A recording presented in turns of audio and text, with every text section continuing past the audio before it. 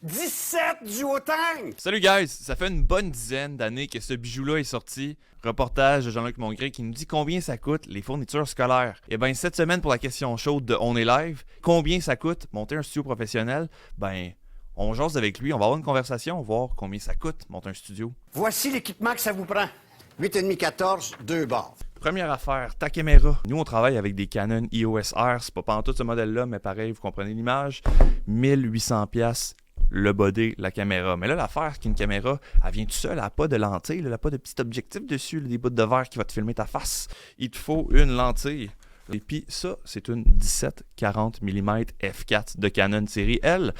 Tu peux aussi faire avec une 24-105, une belle petite lentille pour commencer. Ça, tu t'en sors pour 400-500$. Même temps qu'on arrondit, on n'est pas juste à 400$. Okay? Après ça, tes caméras, parce que tu veux pas nécessairement devoir gosser avec les maudites batteries tout le temps. Fait que là, tu vas t'acheter un power supply comme c'est ici pour plugger ta caméra. Rajoute peut-être un 30$. Puis là, l'affaire aussi, ta caméra, il faut que tu la mettes sur quelque chose pour te filmer. Fait que regardez-moi bien. Tu vas t'acheter un trépied avec ça aussi. Puis là, qu'est-ce que j'ai pas dit, puis c'est ça qui est comique avec les caméras, t'en prends pas juste une. Nous autres, dans notre studio, on en a 3 des caméras. Fait que multiplie tout ce que je viens de te dire là par 3. Ça donne un grand total de 6 930$. Oui, madame! Prochaine affaire. Parce que quand tu fais de la vidéo, tu peux pas juste avoir d'image, hein? Il te faut du son. Hein? T'entends-tu ma belle voix en ce moment? Ben c'est ça, il faut du stock.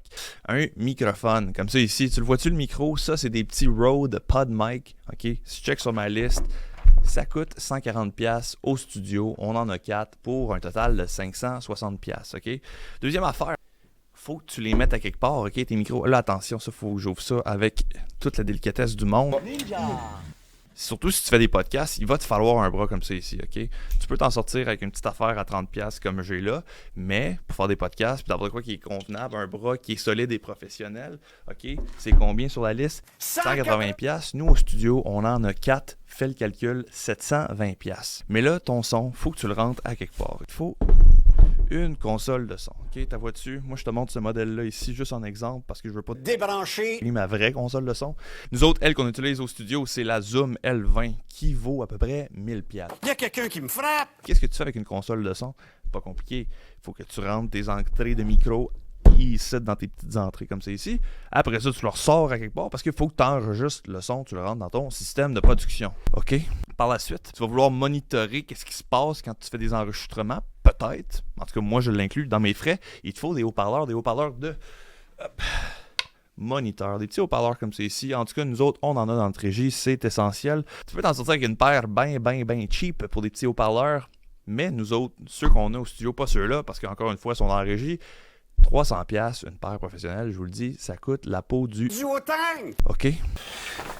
Faut que tu connectes ton son à quelque part. Faut que tu le plugues parce que magiquement, le son va pas rentrer dans ton console. Fait qu'il te faut des fils de son, des fils XLR. Il t'en faut combien? 17! Exactement, on en a 17. Ça fait à peu près 20$ le fil. Fait que 340$. Tous les couleurs, hein? Un bleu, un orange, un rouge. Un bleu encore, OK? Juste pour capter du son, un grand total de 2920$. OK? Il faut pas juste des fils de son, il faut des fils pour ta vidéo, des fils HDMI, OK? Bon, nous autres, c'est sûr, c'est des fils haut de gamme, des fils optiques qu'on trouve un petit peu plus cher sur Amazon qui fait une distance de 50 mètres. Fait que c'est quand même assez intense, mais bon, il y a de la distance à couvrir au studio.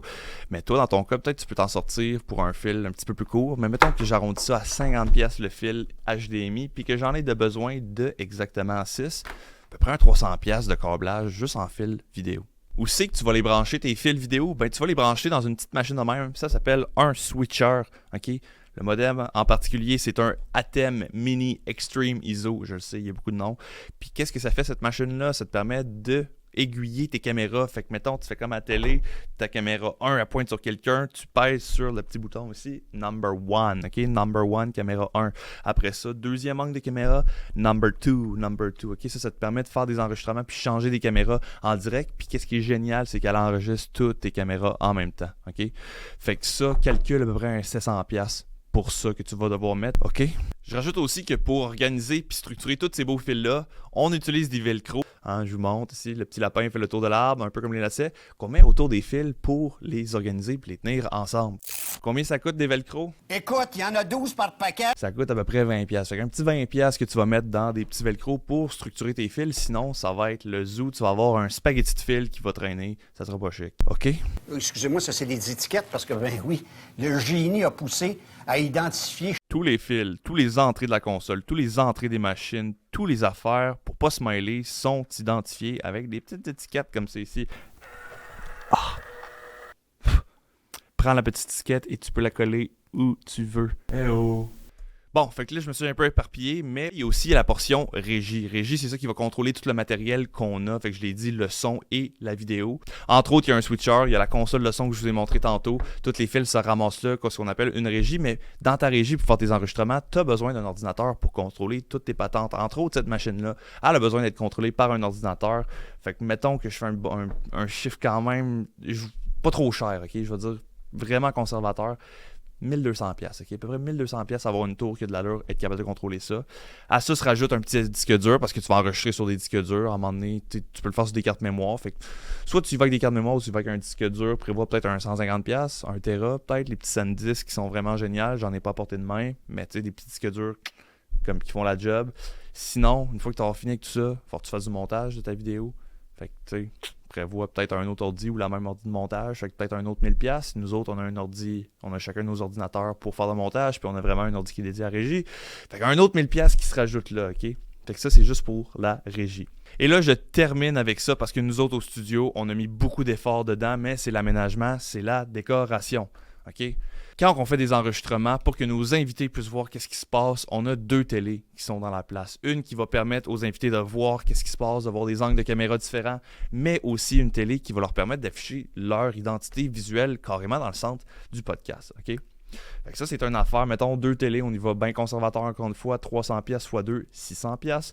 Par la suite, pour avoir de la lumière, regardez bien, je contrôle ça juste ici, on y va avec du rouge. Puis là, mettons qu'on veut y aller full disco. Whoop, whoop, whoop. Je vais arrêter ça parce que là, je vais faire une crise d'épilepsie. Voilà, c'est mieux. Fait que pour ce petit kit d'éclairage-là qui fait des couleurs, magique, 200$, un petit 200$ pour ça. Prévoir dans le budget. Par la suite, la décoration en temps, en argent, en matériaux. Bon, mettons peut-être 1000$ qu'on a mis là-dedans. Et j'oublie une dernière affaire super importante qu'on a au studio. Pour pas salir les planchers, ça vous prend des pantoufles. Exact, il vous faut des pantoufles pour venir au studio parce que quand c'est l'hiver, surtout, tu rentres des cochonneries dans le studio, il faut garder ça propre. Fait que nous autres, on a des pétoufles. Fait que pogner ça au Dollarama, ça coûte à peu près 400$. On en a plusieurs paires, fait que rajoute un petit 20$ pour tes pantoufles. Oui, madame. Donc, pour l'aménagement, décoration, comme j'ai dit dans cette catégorie-là, on a un total de 1820$ pour l'aménagement et la décoration. Et les pantoufles aussi en passant. Montre-moi, mes pantoufles sont belles. Puis si on ramène tout ça pour faire un grand total de combien ça coûte avoir un studio, ça donne un grand total de 15 040$ avec tout ce qui a été énuméré dans la vidéo. La question chaude, la voilà répondue. Fait que la morale de cette vidéo-là, ok, écoute-moi bien, ça coûte cher faire un studio, à moins que tu sois bien crinqué. Je te recommande de venir chez On est Live, on s'occupe de toi. T'as pas besoin d'investir dans le matériel, on s'occupe de tout ça. Pensez-y. Bonne semaine. Des pétoufles!